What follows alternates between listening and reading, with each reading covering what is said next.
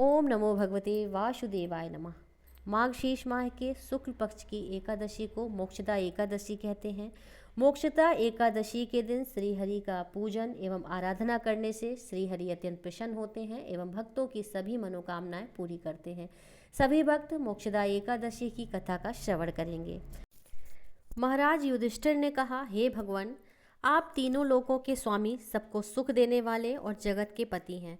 मैं आपको नमस्कार करता हूँ। हे देव, आप सबके हितैषी हैं, अतः मेरे संशय को दूर कर मुझे बतलाइए कि मार्गशीर्ष एकादशी का क्या नाम है। उस दिन कौन से देवता का पूजन किया जाता है और उसकी क्या विधि है, कृपया मुझे बताएं। भक्तवत्सल भगवान श्री कृष्ण कहने लगे कि हे धर्मराज, तुमने बड़ा ही उत्तम प्रश्न किया है। उसके सुनने से तुम्हारा यह संसार में फैलेगा। मार्गशीर्ष शुक्ल पक्ष एकादशी अनेक पापों को नष्ट करने वाली होती है। इसका नाम मोक्षदा एकादशी है।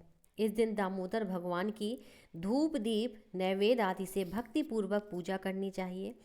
अब इस विषय में मैं एक पुराणों की कथा कहता हूँ। गोकुल नाम के नगर में वैखानस नामक राजा राज करता था।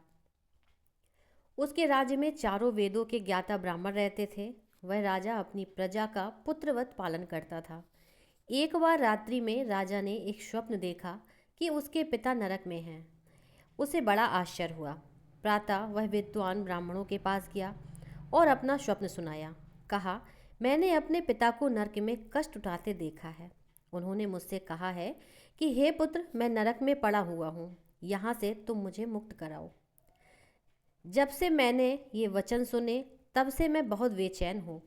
चित्त में बड़ी अशांति हो रही है। मुझे इस राज, धन, पुत्र, स्त्री, हाथी, घोड़े आदि में कोई सुख प्रतीत नहीं होता। क्या करूँ?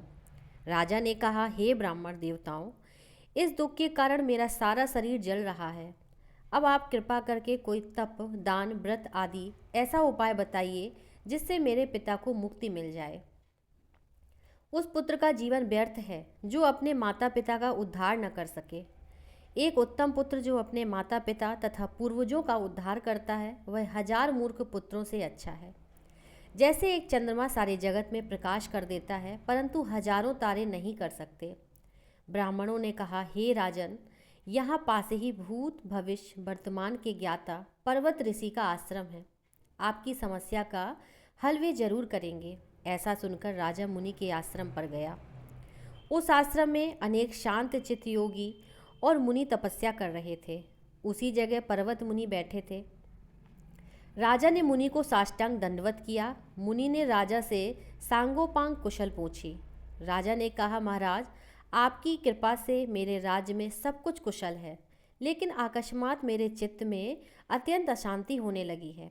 ऐसा सुनकर पर्वत मुनि ने आंखें बंद की और भूत विचारने लगे। फिर बोले, हे राजन, मैंने योग के बल से तुम्हारे पिता के कुकर्मों को जान लिया है। उन्होंने पूर्व जन्म में कामातुर होकर एक पत्नी को रति दी, किंतु सौत के कहने पर दूसरी पत्नी को ऋतुदान मांगने पर भी नहीं दिया। उसी पाप कर्म के कारण तुम्हारे पिता को नरक में जाना पड़ा। तब राजा ने कहा, इसका कोई उपाय बताइए। मुनि बोले, हे राजन, आप मार्गशीर्ष एकादशी का उपवास करें और उस उपवास के पुण्य को अपने पिता को संकल्प दें। इसके प्रभाव से आपके पिता की अवश्य नरक से मुक्ति होगी, मुक्ति जरूर होगी। मुनि के ये वचन सुनकर राजा महल में आया और मुनि के कहने के अनुसार कुटुंब सहित मोक्षदा एकादशी का व्रत किया। इसके उपवास का पुण्य उसने पिता को अर्पण किया। इसके प्रभाव से उसके पिता को मुक्ति मिल गई और स्वर्ग में जाते हुए वे पुत्र से कहने लगे, हे पुत्र, तेरा कल्याण हो। यह कहकर स्वर्ग चले गए। मार्गशीर्ष मास की शुक्ल पक्ष की मोक्षदा एकादशी का जो भक्त व्रत करते हैं, श्री हरि का पूजन करते हैं, उनकी आराधना करते हैं, उनके सभी पाप नष्ट हो जाते हैं। इस व्रत से बढ़कर मोक्ष देने वाला और कोई व्रत नहीं है। इस कथा को पढ़ने या सुनने से वाजपेय यज्ञ का फल मिलता है। यह व्रत मोक्ष देने वाला तथा चिंतामणि के समान सब कामनाएं पूर्ण करने वाला होता है।